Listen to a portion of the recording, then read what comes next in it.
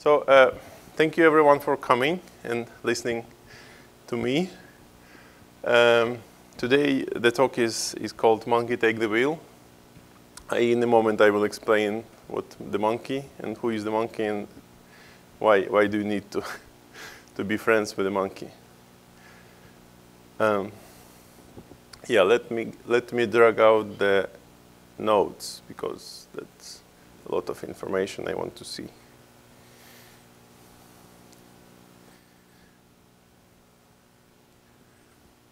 So my name is Dmytro Lytovchenko. I work in Erlang Solutions in Stockholm, Sweden.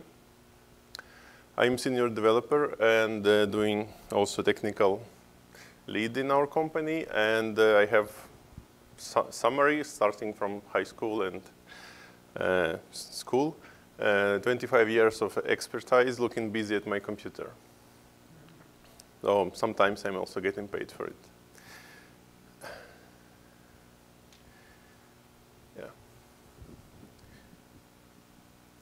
So why this talk? What this talk is intended to give you? So as a developer, I would like to have less friction. And I'm trying to highlight which points in your code or in your legacy code or in your project, which things create friction when you develop and which things slow you down and how to get rid of this friction. So I would like to do less thinking and save my energy for actual problem solving. And I would like to make some larger code changes trivial. And again, I'm pointing the pieces of your project which may slow you down and make it hard.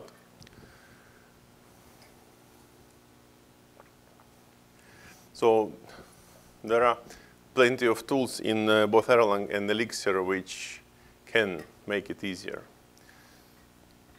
So this is the developer dragging the code to the victory. Yeah, all right. So I'm giving you understanding. You probably may consider some advice here trivial and you may know it, but together I hope it will form a more solid picture or why best practices exist. What was the motivation of people who created different best practices, and what do you get if you start using these tricks and best practices in your projects? So the goal of this talk is rather to highlight why and create some visual system, how to make your project easier and more smooth to work with. So first, let's go and discuss how human brain operates. And there are multiple books and multiple talks about this. There is this economist, Daniel Kahneman, who got a Nobel Prize in economics in 2002. And he wrote a book, which is called Thinking Fast and Slow. Here I have it with me. I totally recommend it. At least first quarter of it gives you idea how human brain works. So in 2 words, there are 2 systems in our brain. One system is, he called it system 1. It is the, I will go in detail on next slide. It is the quick thinker. It's effortless. He calls it system 1. I call it the monkey. So this is how we spend most of our days. Less thinking, more enjoying the time. And system 2 is the effortful, is the smart part of us. It's much harder to switch to this mode. So we would like to minimize time spent thinking. We would like to have everything ready for consumption.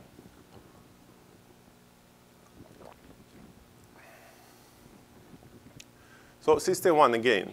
It is the system that is built in, that is quick response system that we glide with this without thinking. It's like speaking our native language or understanding phrases.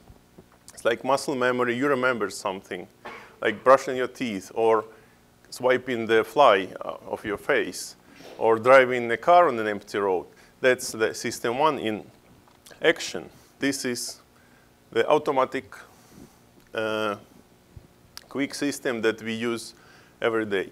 It costs very little energy to stay in this mode, so we would like to stay more like this. But on the other hand, monkey is prone to errors. System 1, the monkey, I'm calling it the monkey. So monkey is prone to errors. The monkey would take shortcuts. It would do quick judgments without thinking ahead. So we need to pave the way. We need to prepare the right judgments for the monkey when we plan. That's us operating a system 1. That's literally just brain is off. We just glide. Or like looking at kittens' pictures on the internet. Now this is the monkey at the computer. When you are sitting at your desk at your computer in this mode, you would do relaxed coding, something easy. You would not want to switch your brain on, focus on something. You would like something really that you've done 1,000 times before. And also it's easy to follow checklists. But who will prepare checklists? Of course you will, but you will need to think harder to plan this day ahead. And also, as a monkey, I would be able to understand some simple constructs in code, like a condition. I would say condition, this is a condition. I would not have idea what it does. I would quickly look, is there a comment? What does it do? Okay, let's keep reading. Now the system 2. System 2 is us, is the best of us. It is us in our best shape. We are smart, we are thoughtful, we are full of ideas, we are like best person, smartest person in this room. In this mode we can do computations, judgments, we can do careful calculations like mathematical things, you can plan ahead. You can do also precision work like tight parking. Just an example. Or count cars that are driving by, only red ones or only specific car make. That would be system 2. So, but it is very hard. We have to put ourselves willingly in this mode, and it takes effort, and we hate to do it. Most of the time people hate to begin thinking and try to avoid it as much as possible. Some of you may have noticed that those 3 gears will not rotate. Oh, well, that is really hard. So as a developer in this mode, I would be very smart, I'm knowledgeable, I know everything, like everything I ever seen, I will remember. I will be able to plan my day, design beautiful architectures, I would be learning on the fly, I would be doing detailed code reviews. It's hard, I know, but I'm smart in this mode. The only problem that it is expensive to stay in this mode. Also, in this mode, when looking at legacy code, I would understand why the person who wrote it done it this way. Because now I'm smart, and that person was smart. And I feel I understand why. I don't hold any anger because I know why they done it. They had to do it because they were solving this problem. But as a monkey looking at legacy code, I would hate it. So in this mode, I'm forgiving, I am understanding, I can do everything, but it's super expensive. So that would be, it takes a lot of effort to stay in this mode. And your energy, mental energy quickly runs out. So you get tired really quickly. And there's also this guy, Tim Urban, who done multiple articles on procrastinations and also a similar topic of monkey. And the thing, how he called it, the rational decision maker and the monkey, he calls it. And he also introduced the concept of deadline monster. So when we are busy procrastinating and the time comes, then the deadline monster appears, it scares the monkey away, and we can work normally. Some people start overusing this deadline monster and get tolerance, so they just stop paying attention to any deadlines whatsoever. So don't use deadline monster. Try to just do your things in time instead of expecting deadline to come and solve your problems. So in general, thinking is not sustainable. Some people love it, some people still do it daily, but you know your mental energy depletes, so you need to rest. You feel like, I'm done for the day, I cannot do anything else, my brain is empty. So this is when you have to switch to monkey mode and stay the rest of your working day, or you have to go to sleep or rest or relax. So you have to ration your mental energy to be able to work efficiently. So how do you organize your work then? You use your thinking, your system too, for planning only, for designing, for things that require your focus, like investigating problems or code reviews. And then you would relax and follow your plan. This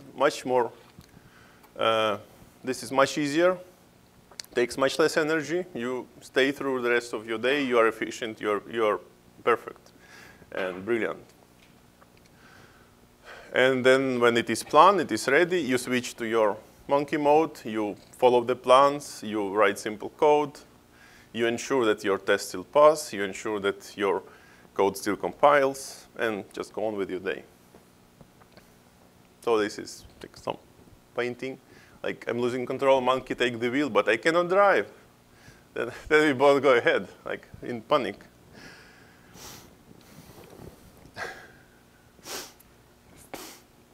Right, so now let's look what things in your code you can modify to make it more effortless to work with your code, to catch the common mistakes without introducing some expensive tools or big changes to your workflow.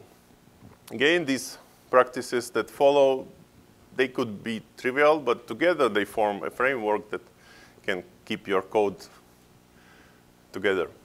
So originally, all the code that you see, including the legacy code that you consider terrible, it was created good. It was serving some purpose. It was doing and satisfying the requirements until the requirements have changed. And then you have a pile of steaming garbage. So that's OK. Well, we have to live with this. Everyone has legacy code.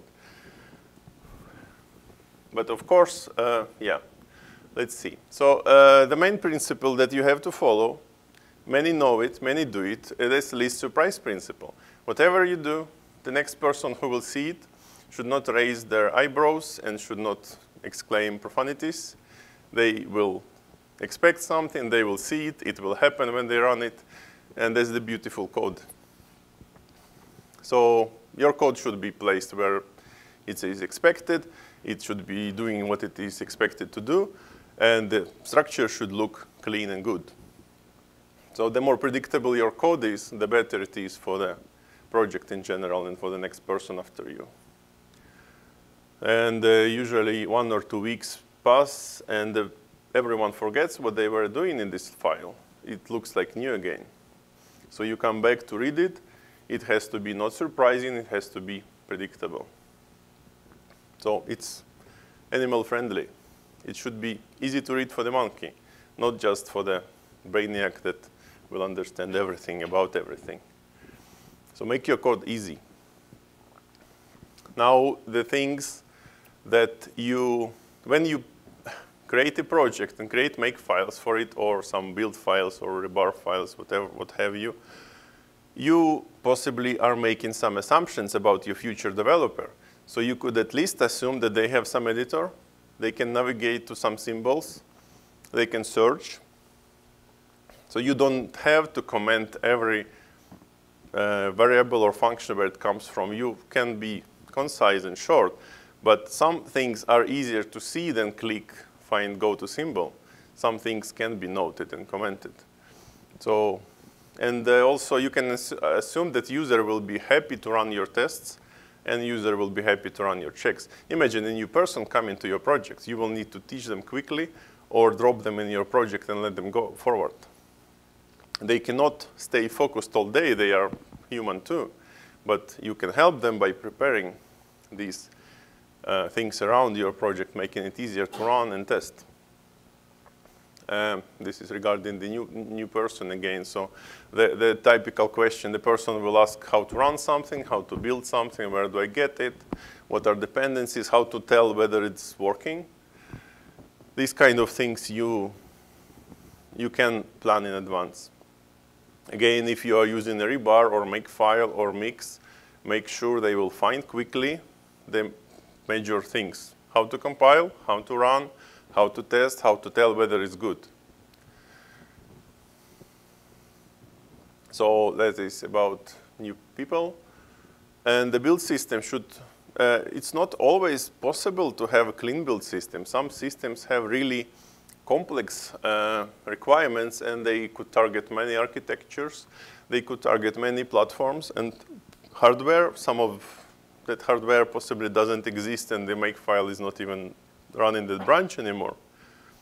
But making it simple, it really benefits everyone in the project. So sometimes it is impossible to do it quickly from the get-go. You cannot replace everything in one day, but you at least could try. You show effort that you want this to be simpler, you want this to be understandable. Then you could as well, you could reduce scope and begin from the smallest application, convert them from old makefile to mix, or convert them to rebar. Then it builds. You go one level up, make it build again, and until everything is converted. So clean build system, it really helps. It helps understanding what went wrong. And it saves you, if not hours, it can save you weeks of investigations and debugging your builds if something goes wrong. So this is the thing that can consume days or weeks of developer time easily. Just because they have to think, thinking is hard, they spend so much time on it. Now just basics, like your files should be small enough. Your functions should be grouped nicely. If you have too many things together, consider making a new module. If you use Elixir, Elixir has namespaces, so use more of them. If you use Erlang, then Erlang supports directories. Just drop your source into a subdirectory. At least that helps. And naming should be predictable, because a person, when working with the source code, person will read it in their head.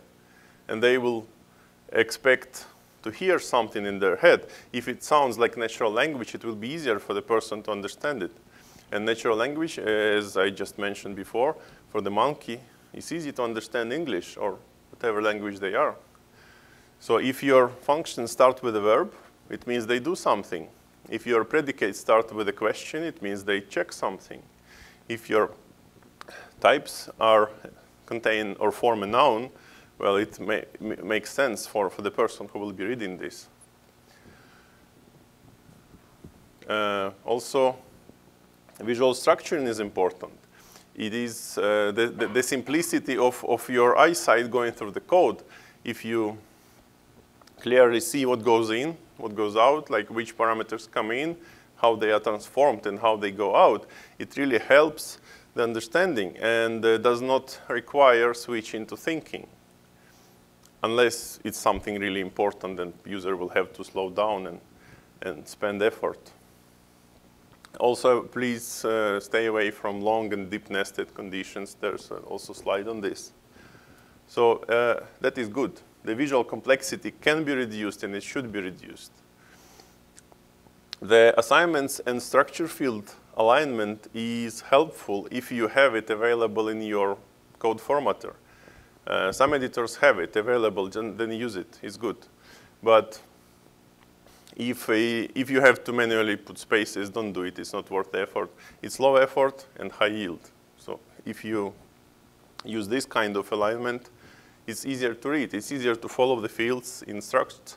It's easier to follow parameters and functions, and it's easier to follow long lines, rows of assignments. So this is one simple thing to do and great results. Also, the functions should be short, because you can consume what is on screen, but making 3, 4, 5 pages function is really terrible. It's hard to refactor, it's hard to understand. So when you have something short with a simple comment, the comment should say why this exists and what it does. You don't go into deep explanations or what parameters it takes unless you have to. But the code should be easy and short to read. The monkey will thank you later. And your own monkey or someone else will say, this code is easy to understand.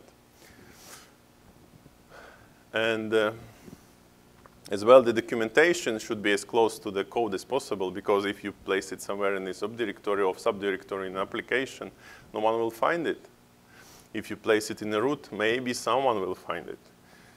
If you place it next to the function that it belongs to, most likely it will be updated, it will be found, it will be useful.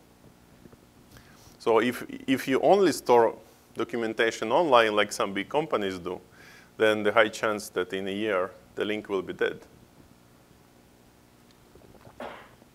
Just like that. Boom. That's a very sad story. Happens to many of us. Again, as I mentioned before, you can assume that the users have the way to navigate the code. They can jump to a symbol, they can find usages. But if it's only one usage, if you know that this function is only used one, it is worth commenting that this is only used from module X and is doing this. It saves you one click, but the benefit is, to me, is obvious. This is like a matter of choice, whether you will do it or not. But it saves a click and possible processing time and reading, figuring out what this is all about. Now I can see it's only used once. Very easy. There you have a cat.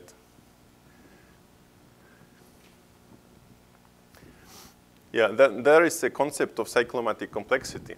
It was developed by Thomas J. McCabe in 1976. That's quite long ago. And this is a numeric metric that you can calculate using some tools, or you can calculate visually. It measures how many independent code paths are going through your code. So if your code has a lot of switches, a lot of conditions, function calls, and so on, the complexity grows. And what it means, if the complexity is high, it means that it's hard to understand. You will maybe grasp one or two branches and think you understood it, but there will be 20,000 more branches that run once a year. So if you can reduce it by making your code more flat, breaking into functions, smaller functions. Each case clause can be a function. Then it becomes easier to understand. So yeah, reduce your code nesting and break it out. The code should behave like you think it should. So there should not be no surprises. Try to avoid, when you understand that there is some mystery in the code, breaking it is really important, because it will force the person who reads your code to start thinking. And on one hand, it could be good, but on the other hand, it takes their time, it takes the effort, and they will hate you for this. And when you write such a code, and someday you could be, and one day you could be really focused and really smart and think, I can write this new piece of code. It's brilliant. It's complex, but it does what it should. And I love this code. But other persons who will have to read it will not like it, because it forces them to start thinking. They will not understand it initially. They could not understand it possibly in an hour or two. And they may know where you live. And they also may want to replace it with some inferior technology. God knows what they have on their minds. So if you write your code simple, the high chance it will stay, and it will do the job, and everyone will like it. So you should prefer something that is easy to understand. I'm going really generic on this, but it's just general principles of building your code that is easy to work with. And when you place things in your module, one could just drop things one after one without caring, like constants mixed with the functions, mixed with imports. In general, you would prefer placing things where they belong, so sorting them in some way. And if you see too many of them grouping together that do the same thing, you may consider making a new module. So it's the general rule. If you have lost something, you started searching around your house, the first thing where you look and you didn't find it, you continue searching, and then you find it somewhere else. That first place would be where it belongs, because it's the first place where you thought it would be. Same goes with the code. I expect my imports to be on top. I go on top and search for them. I expect my functions to be, like helpers, to be in the bottom. I go to the bottom, and I hope to find them there. And I will be sad if I don't. Then I have to use different ways, like code searches and code navigation. It's not the most efficient thing to work for me, for example. So yeah, be predictable on this. This really helps people, and it will help you as well. Place things where they belong. Well, make some meaningful directory names. And the most important, the second point, the boot up sequence of your application. When I'm coming to a new system, I would begin with the boot procedure, the start, application start. I would look what is booted, how it starts, what is the first application to run, how does it start everything else, what are the supervisors, and where things go. If this is convoluted and this is hard to read, I would get some answers like, this is how we have, this is how we run the things. That's a really bad excuse. Your boot up sequence should be simple, easy to see, and easy to read. You can refactor almost anything, almost any complicated startup sequence can be made clean and easy to read. The new person, including you, when you forget everything, you will come to your boot, see, this is the application where it starts, this is what resources it takes, this is its supervisor. Now I found everything, it can work. So it is predictable. And as well, yeah, you will later thank yourself for this. Refactor it if necessary, until it is flat and straight and easy to read. Now, the simple things that you have in your language. Because Elixir and Erlang are dynamically typed languages, we cannot use static types, but we have some tricks still to make our life a bit more predictable. A bunch of compile time checks are available for us. We have records and structures, and that's for Elixir and for Erlang, that are checked in compile time for keys. And in Elixir, there are some extra checks. I think it is able to do more than that. And also prefer strongly keyed structures for things that you store. And also, when you are using some literals, long atoms or constants, like this one, you may see it contains a typos that I made intentionally. So if you had it as a macro, or if you had it as Elixir const or Elixir macro, you would never make that typo. Compiler would chase you until you fix it.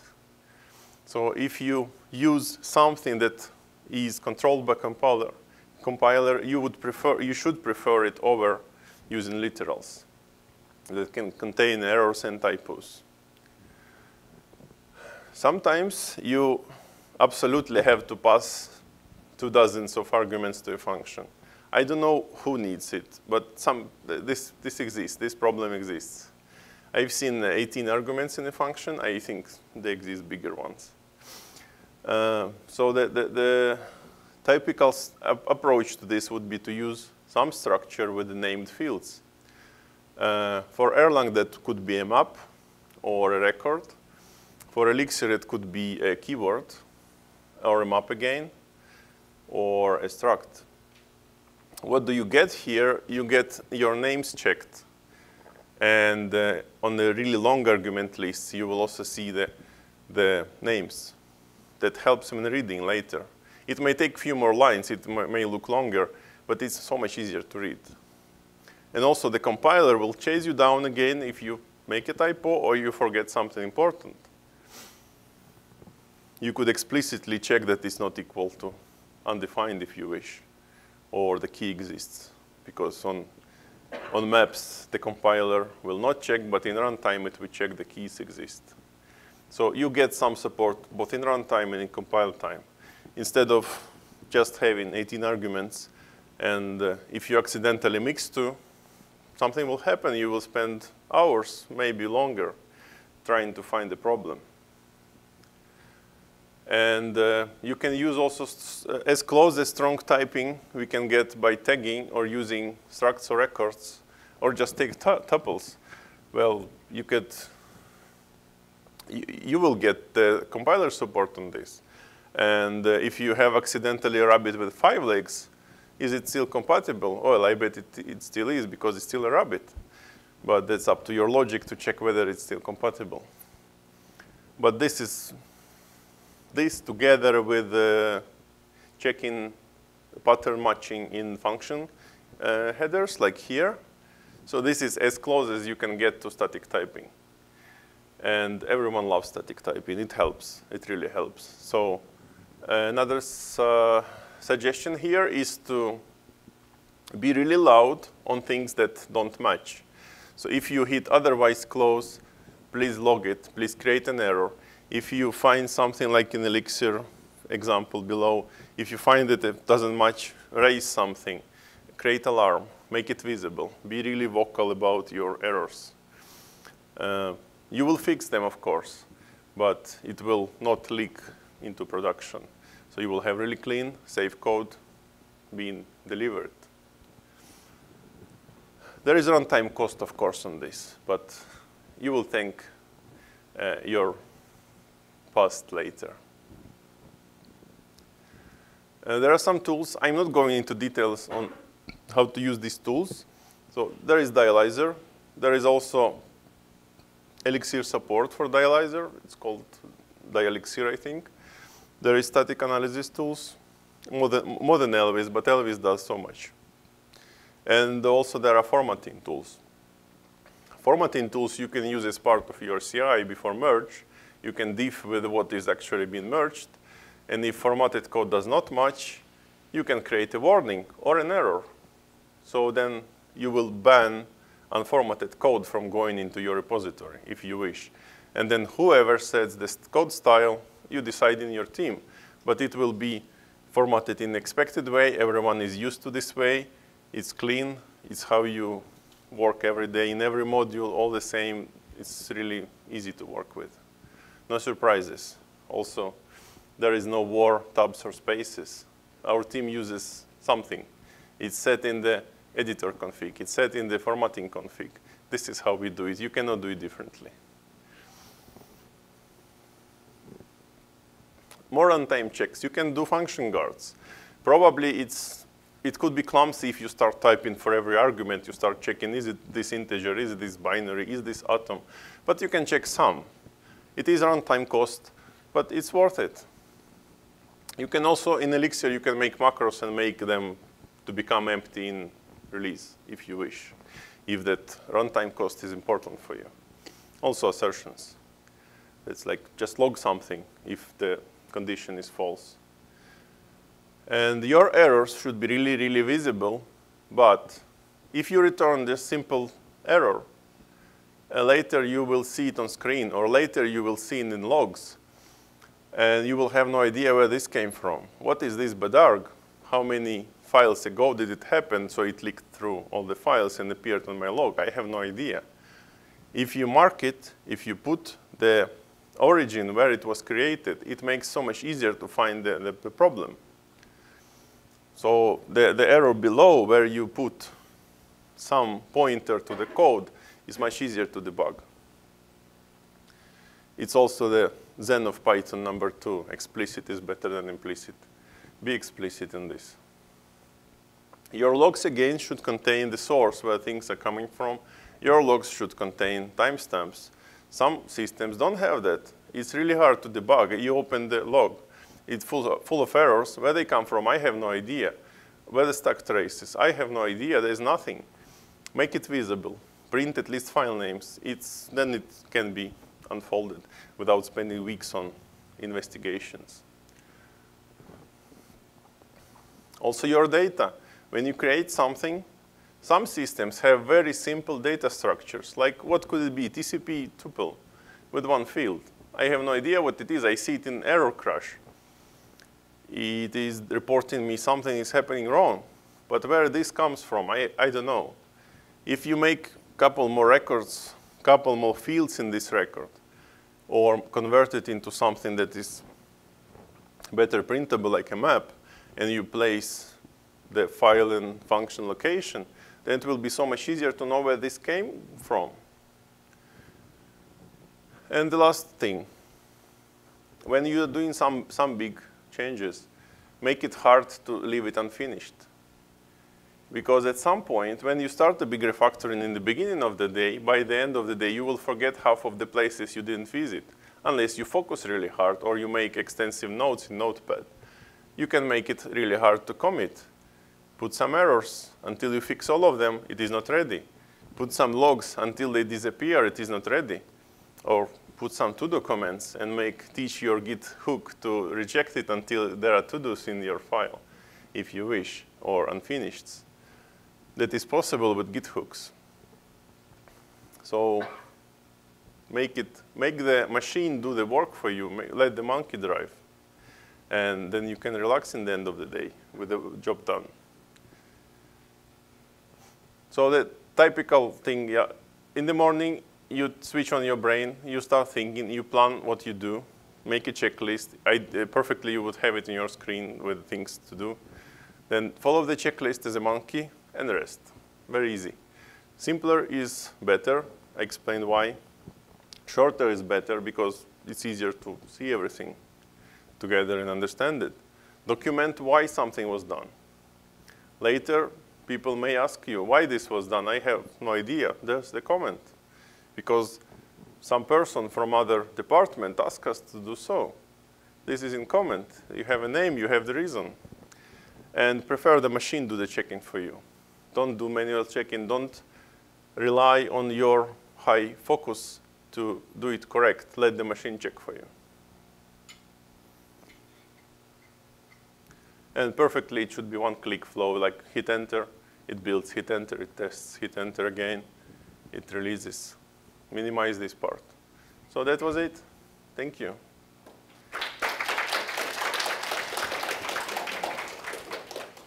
Any questions from anyone?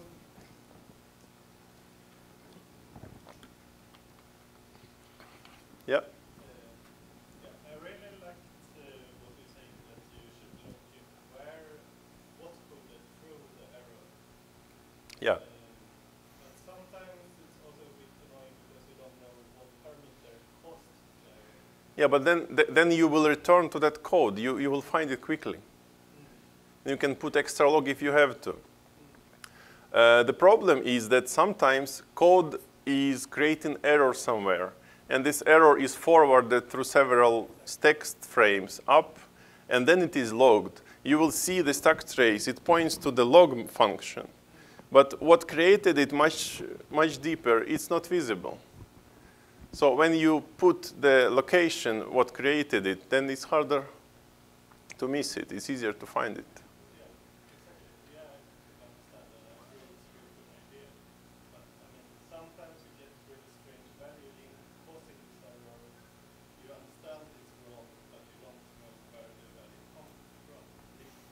Yeah. So then you could, if it's a composite value like a struct, you could put an extra field in it marking where it was created. I did it before. It helped me. We had some structs created and then modified later. So I put both cases, both locations, created in this module, modified in this module. I had it as part of my structure. It's very, very low cost. It's few words of memory. And it really helps. Just leave traces. It's like leaving audit logs, but in your data, and they are really small.